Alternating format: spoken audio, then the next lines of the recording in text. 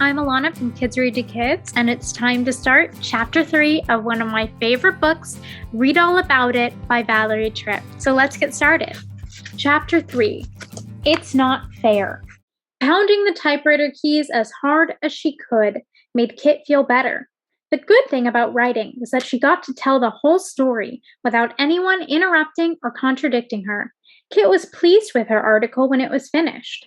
It explained exactly what had happened and how the teacup was broken. Then at the end it said, "Sometimes a person is trying to do something nice for another person, and it turns out badly by mistake.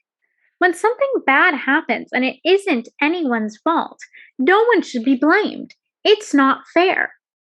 Kit pulled her article out of the typewriter and marched outside to sit on the steps and wait for Dad to come home. She had not been waiting long before the screen door squeaked open and slammed shut behind her. It was Charlie. He looked at Kit's newspaper and then said, "Listen, Kit, I wouldn't bother Dad with this today if I were you." "Why not?" Kit asked. Charlie glanced over his shoulder to be sure no one, except Kit, would hear him. "You know how lots of people have lost their jobs because of the Depression, don't you?" he asked.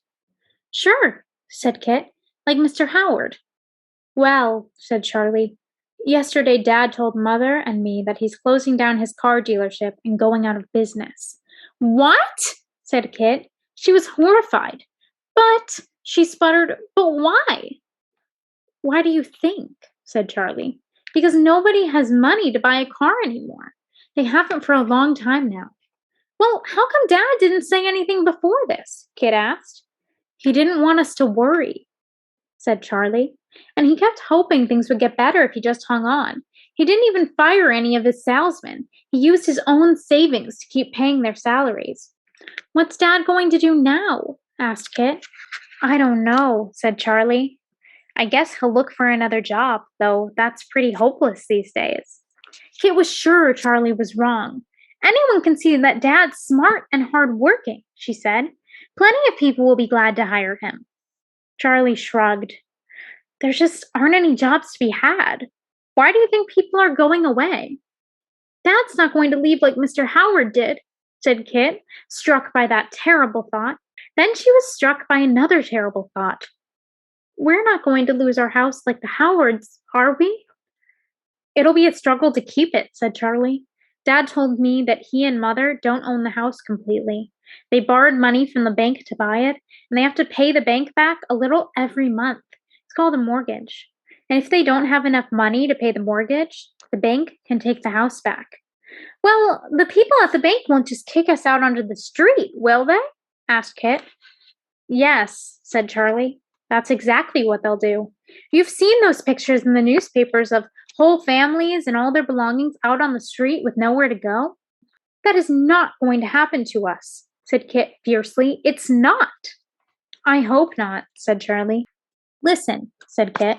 "How come Dad told Mother and you about losing his job, but not me?" Charlie sighed a huge, sad sigh. "Dad told me," he said slowly, "because it means that I won't be able to go to college." "Oh, Charlie!" wailed Kit, full of sympathy and misery. She knew that Charlie had been looking forward to going to college so much, and now he couldn't go. "That's terrible. That's awful. It's not fair." Charlie grinned a cheerless grin and tapped one finger on Kit's newspaper. "That's your headline, isn't it?" he said. "These days, a lot of things happen that aren't fair. There's no one to blame, and there's nothing that can be done about it." At that moment, Kit felt an odd sensation. Things were happening so fast. It was as if a match had been struck inside her and a little flame was lit, burning like anger, flickering like fear. "Charlie," she asked, "what's going to happen to us?" "I don't know," said Charlie. He stood up to go. "Wait," said Kit. "How come you told me about Dad?"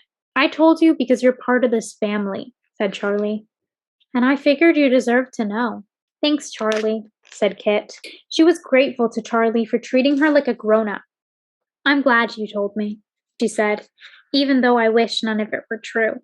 "Me too," said Charlie. "Me too." After Charlie left, Kit sat on the step thinking. No wonder Dad had not been happy about the Howards coming to stay. He must have been worried about more mouths to feed. And no wonder Mother had been short-tempered today. When she said that even though it was nobody's fault, they were still in a mess, she must have been thinking of Dad. It wasn't his fault that they'd fallen into the terrible slippery hole of the depression, and yet it surely seemed as though they had. The sun was setting, but it was still very hot outside. The air was so humid, the whole world looked blurry. Then, all too clearly, Kit saw a terrible sight. It was Dad. He was walking home. He did not see Kit yet, but she could see that he looked hot and tired.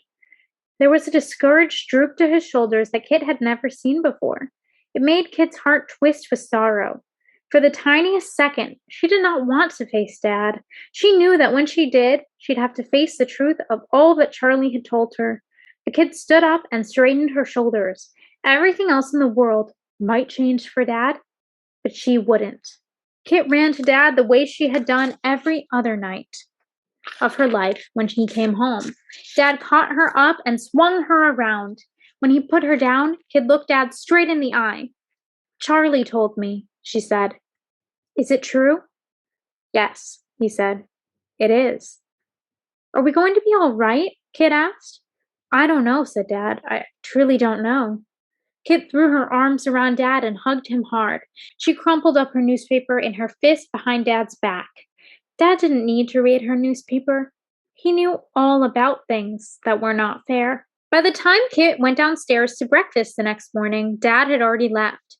"He's gone to meet a business friend," said Mother. "It'd be great if his friend offered Dad a job, wouldn't it?" said Kit. "Yes," said Mother. "It would."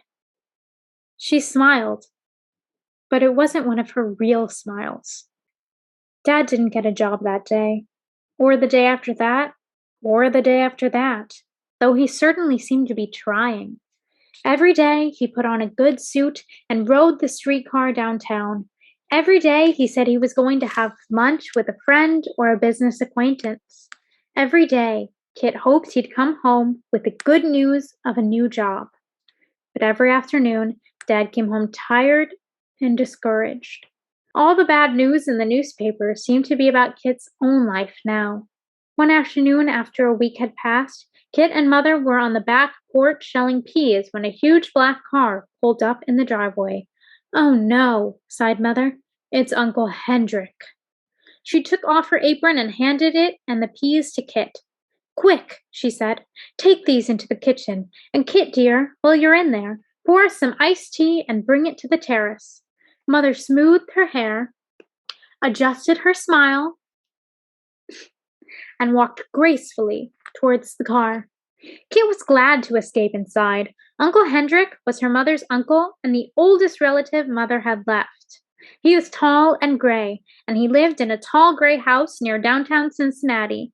He always seemed to be in a bad mood. The last thing Uncle Hendrik needs is lemon, Kit thought as she put a slice in his glass. He's already a sourpuss. Kit put the iced tea on a tray and carried it to the terrace. Mother was sitting on a wicker chair, but Uncle Hendrik was pacing back and forth. "Margaret," Uncle Hendrik said to Kit's mother, "if you can't pay your mortgage, you'll lose this house. What are you going to do?" "Well," said Mother, "we could take in boarders, paying guests. It's perfectly reasonable. We'll take in teachers or nurses from the hospital." "Gosh," thought Kit, "would you listen to Mother?" Uncle Hendrik grumped. "Well, Margaret," he said, "all I can say that if my sister, your dear mother, could see you now, it would break her heart." With that, Uncle Hendrik strode back to his car and drove away.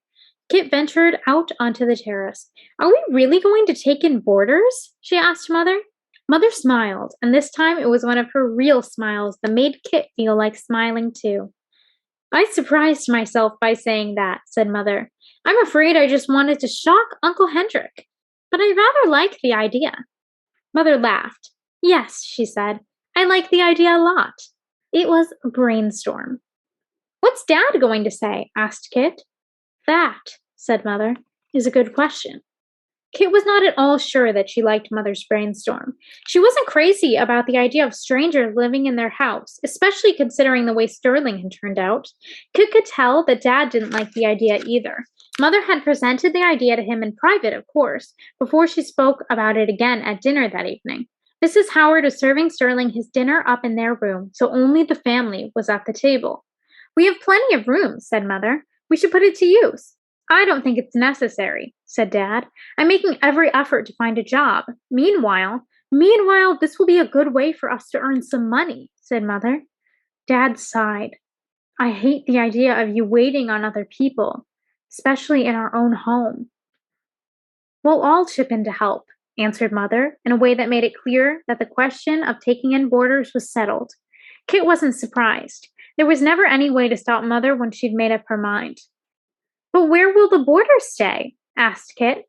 "Charlie can move to the sleeping porch," said Mother, "and we can put someone in his room. I'm also planning to find 2 school teachers or nurses to share the guest room." Kit perked up. "Does that mean Sterling and his mother will be leaving?" she asked. "That'd be one good thing about Mother's plan at least." "They'll stay," said Mother. "They'll be paying guests from now on." "But where will they stay?" asked Kit. Mother looked at Kit and said calmly, "Sterling and his mother will move into your room." "Mine?" asked Kit in a shocked, squeaky tone. "Yes," said Mother. "We need them. They've got to stay if we want to make enough money to pay the mortgage every month. I figured it out." "But Mother," exclaimed Kit, "where will I sleep?" "I was thinking," said Mother briskly, "that you could move up to the attic. There's plenty of room up there." "The attic?" thought Kit indignantly.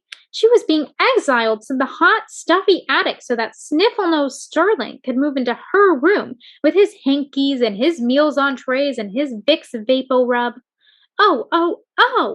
In Kit's mind, she saw her headline again in letters that were 4 inches tall. "It's not fair." That was chapter 3 of Read All About It by Valerie Tripp. I'm Alana from Kids Read to Kids. Please follow our lesson plans to this very book and head to kidsreadtokids.com for any other resources. Chapter 4 is in the very next video.